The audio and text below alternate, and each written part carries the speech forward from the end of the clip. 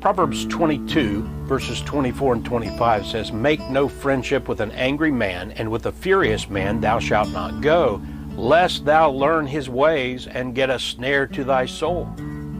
When I was a kid, a distant relative of ours ended up serving a short prison time for selling marijuana.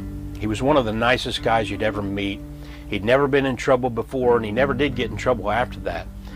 My parents knew that around town people would be talking, so they sat me and my brother and sister down, and they explained to us that he had fallen in with bad company. And I know for a fact that this was the case. I always loved that guy, and I won't name him out of respect for him or his family. But the same thing happened to me. I never did do any prison time. I later worked in a prison on a temporary assignment for about 6 months, and I've ministered to prisoners and I've preached in prisons and jails. But before that, before I was saved, I fell in with bad company.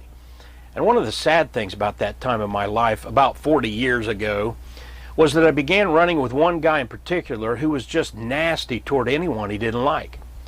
And it began to rub off on me. He was just always angry and took it out on anyone that got in his way.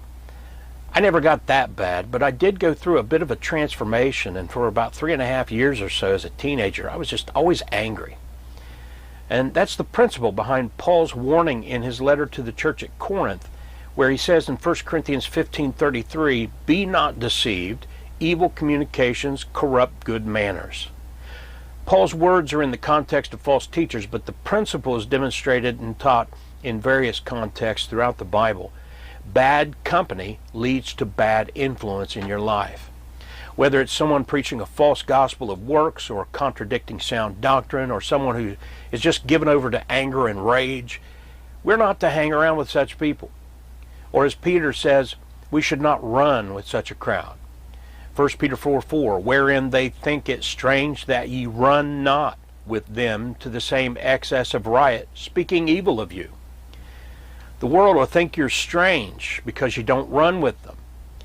When I first started in ministry, I taught young people in Sunday school and in youth group settings. And I'm not an advocate of having youth groups separate from the adults, but I see no harm in having a youth ministry with special meetings and events and such whenever that is possible. Anyway, one great illustration that I used for this proverb was to get a bucket of mud and buy some cheap white gloves for the kids to wear. And the white gloves obviously would represent purity, while the mud, as you can imagine, would represent the sin of keeping bad company. I would ask them beforehand, what happens when a child of God hangs around with bad company? Do they think that they will change the bad company or be changed by the bad company? And I actually would get mixed results and responses. So I would say, well, let's see what happens when you put your white gloves on your hands and then stick those gloves in a bucket of mud. And each one would do it, and they'd be laughing and joking, and of course they'd have fun with it. A couple of times the mud would get thrown, and I'd have to, put the brakes on, but everything. We didn't want to make a mess of the church building. But after everybody had the chance to do their thing, I then say, now look around. Does anybody here have cleaner mud? Or, do the gloves muddy? And every one of them, of course, had muddier gloves. My wife told me that her former pastor would describe the same illustration. He didn't actually bring out buckets of mud, but he would say, you don't get glovey mud, you get muddy gloves. And that's the point of the illustration.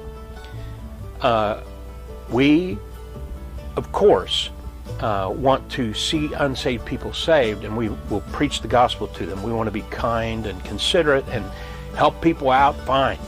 But to have close relationships and to keep company with unrepentant sinners, it's a violation of biblical principles and of clear commandments. Why?